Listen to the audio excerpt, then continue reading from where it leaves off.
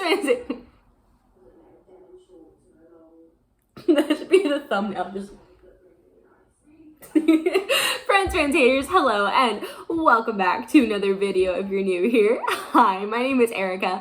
I hope you stick around and maybe give this video a thumbs up if you like the vibe, and also go ahead and subscribe while you're at it. I told you, I think in one of my last videos, that I do want to do more cooking stuff, and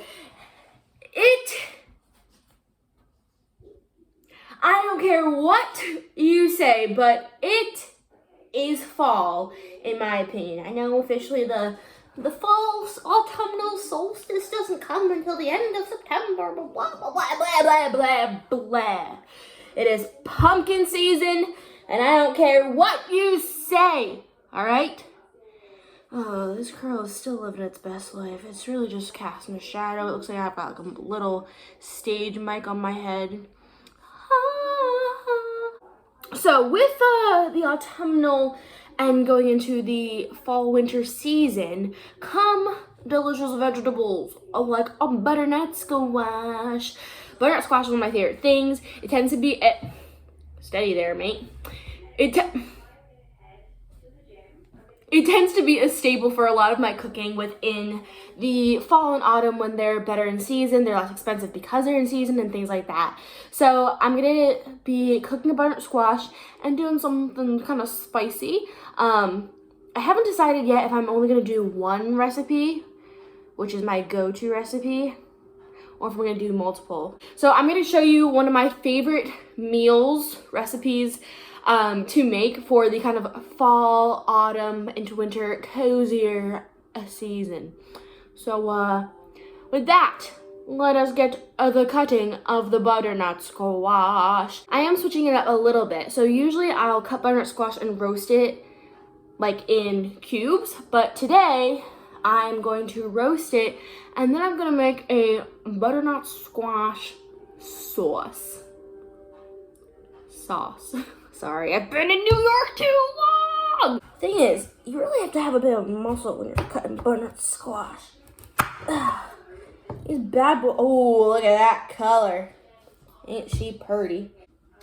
Well, I'm gonna go in with this Asian chef's knife, and I'm gonna try and just get out the middle stuff. I don't know with butternut squash if you can eat the guts. Like I know with pumpkins, or the right type of pumpkins, you can just like, what's the word? You can just like roast the insides, but I don't know if that's a thing with butternut squash as well. Ugh. Yeah, okay. That might be a bit better. 1, 2, 3. We'll see. That'll fit. So just took them out of the air fryer. Yes, obviously I had to pour some wine. Sometimes I really want to do like a tipsy, like something or another, just because I think I'm funny. I know other people don't think I'm funny, but I think I'm hilarious sometimes, and especially after I've had like a cheeky bevy or two. But that's a random sidebar, but that's all. Okay, so they look pretty good. Like you can see the colors changed quite off a lot. I was able to kind of just like shove a spoon in to kind of see like if it's you know, cooked enough.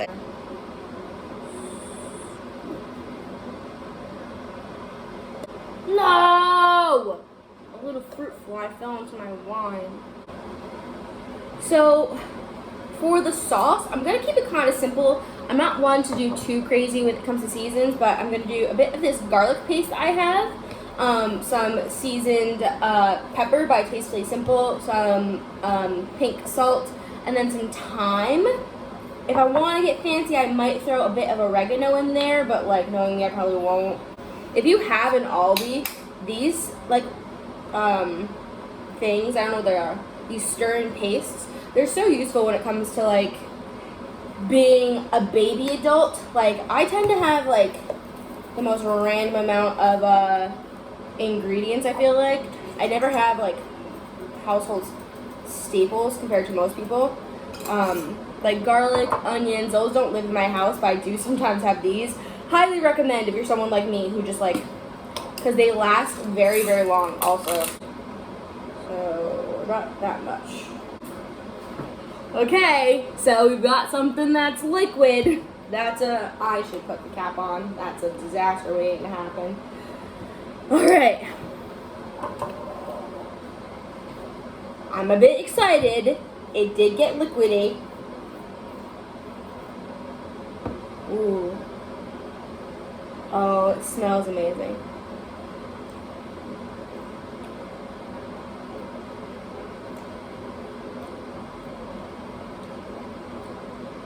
It's so good. One, it almost functions like a soup. Like, I probably could eat this like a soup if I wanted to. I'm not going to, but I could. Oh, it smells so good. Okay, I can't wait for like the rest of the dish to come together. Now, the gnocchi I already have on the pan, so I'm just gonna cut my mushrooms. I kind of just like to slice them kind of however I feel. I cooked the mushrooms, I cooked the gnocchi, I added in the spinach, and spinach takes like seconds to cook, so it's gonna wilt, especially if you give it a stir. And then I'm gonna put the sauce to kind of keep it cooking a little bit more. But I don't like doing the sauce too early. And then we're almost done. Ooh, she's hot, but see? Ooh, she's hot. Look at all that steam coming off of it. So you can see on the gnocchi right there how they kind of get a little bit brown when you do them in the pan. And the sauce really gets like sucked up very quickly by the gnocchi. And then spinach again literally took like less than 30 seconds to actually cook. Oh, it's so good. Okay, so I 100% took a nice picture, took some videos, and didn't even like try it before I put it in a container. Wow, I'm like on another level.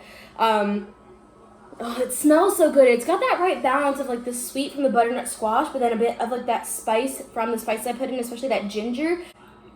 It's like nice and creamy. Oh, it smells so good.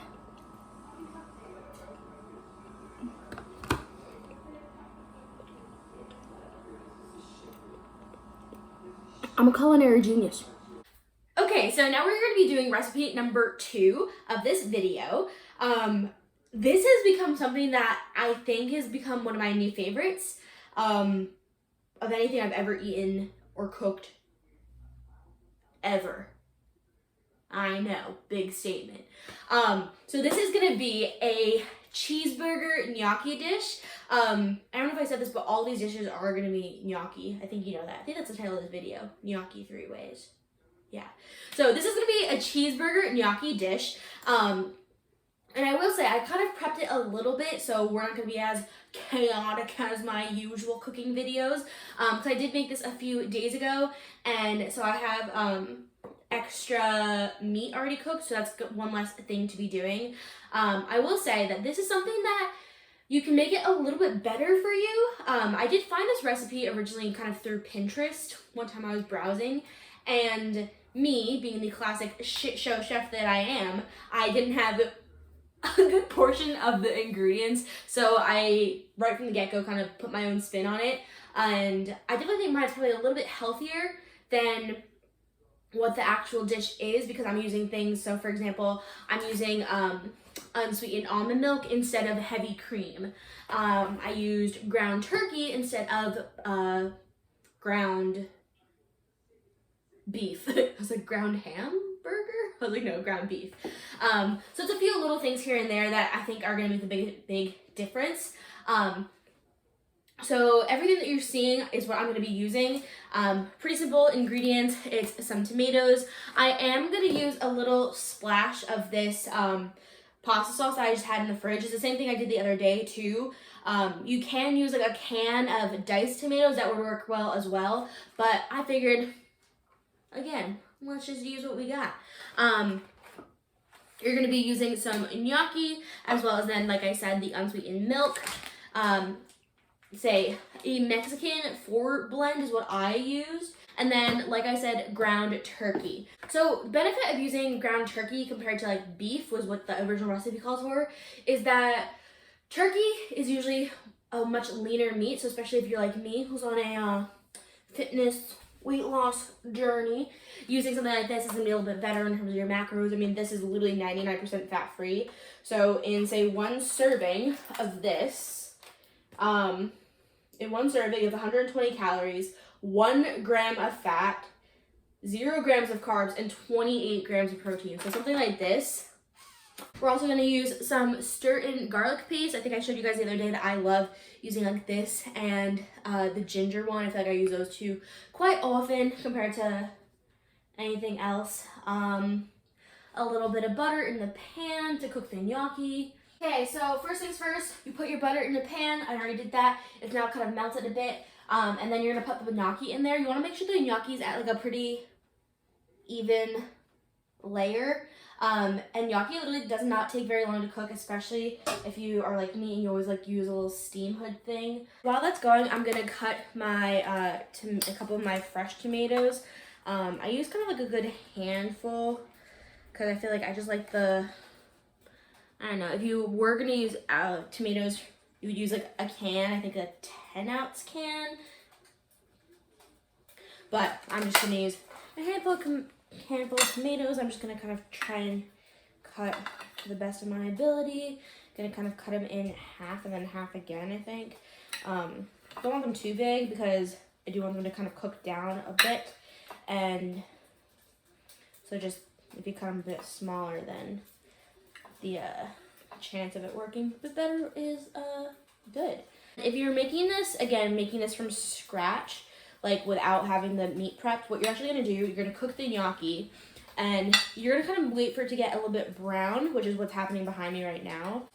And then you actually would take it off the pan to then cook your meat. Because gnocchi, again, it cooks pretty quickly, so you don't wanna overcook it and have it be too like mush.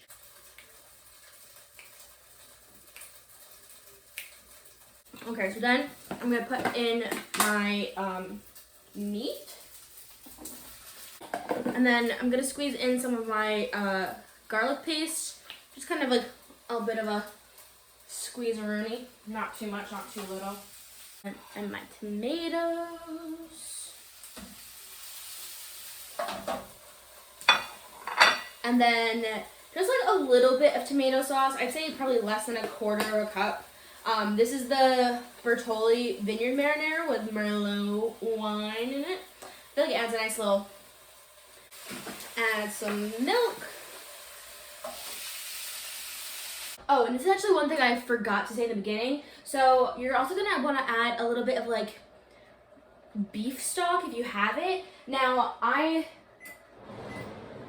never have something like beef stock in my house, but what I do have the beef flavor packets from ramen. So anytime I make ramen, I always use like less than half the pack. I actually got one, and when me and Charlie make ramen together, we'll use only 1 pack of the sauce, but we'll do 2 full things of noodles. We always end up with extra packets laying around, so use about maybe half of it, then with some water, mix it up, and you make like a quick little beef stock. So this is what we got right now.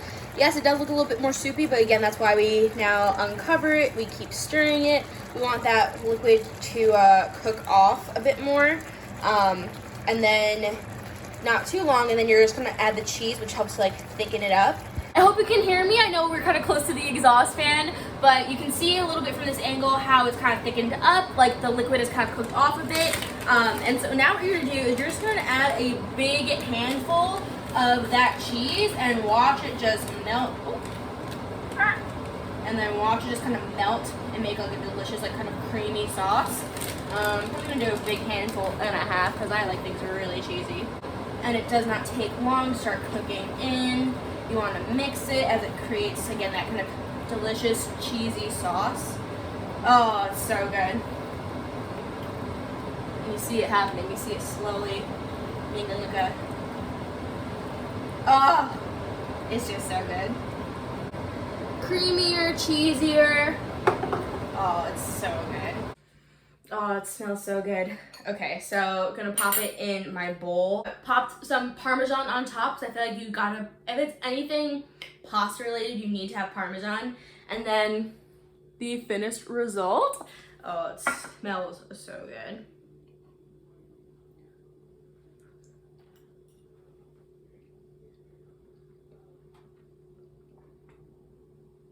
It's just so good. It's so good. Okay, so we are back for our third and final recipe of this video. This is going to be a primavera kind of gnocchi style compared to the other ones. I already have the gnocchi kind of cooking because that part, we already know how to do that at this point. And the main focus obviously is going to be the sauce, which is going to be a avocado-based green sauce. So what you're going to need is, I always use half an avocado. You can use a whole one, but obviously just going to make more sauce. Half an avocado makes a perfect amount for one serving. So you're just going to take that and again, make sure it's nice and ripe. That way it's nice and easy to scoop into your cup. And we've seen these paste tubes before, but this is going to be the stir-in basil. This is basically like my own take on a pesto, except I don't really like pesto that much because I don't like the pine nuts in it. I just feel like they ruin what pesto could be. So if you're doing this sauce with pasta, I usually use like a ladle of the pasta water because it's got that nice starch, which kind of adds a bit.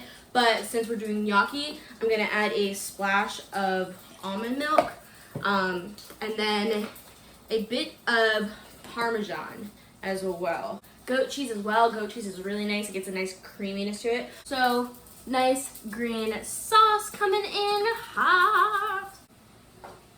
So you can see it just nicely kind of melts pretty quickly. I'm gonna turn down the heat. I am gonna add tuna to this, and I'm also gonna add some broccoli that I already cooked in the microwave real quick. So if you see, I put the broccoli in. I'm just letting some of that excess liquid that the broccoli brings with it cook off a little bit. I know this one, compared to some of the other ones I cooked, it probably doesn't look nearly as like appetizing, but for me, this is delicious. This is one of my go-to combos.